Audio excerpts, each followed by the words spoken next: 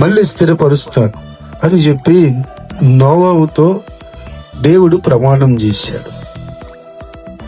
ఇకప్పుడు నోవాహుతో దేవుడు అన్నాడు, నీవు నా దృష్టికి నీతిమంతునిగా కనిపిస్తున్నావు గనుక నువ్వు ఒక పడవను తయారు చేసుకో అన్నాడు.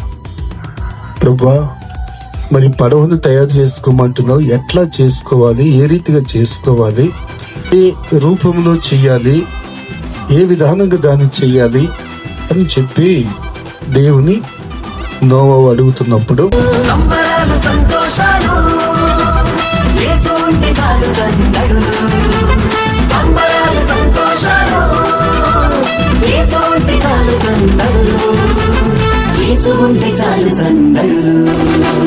ఆకాశపు అందిట్లో చుక్కల పందిరేసి మెరిసింది ఓ దివ్య తార, మెరిసింది ఓ దివ్య తార.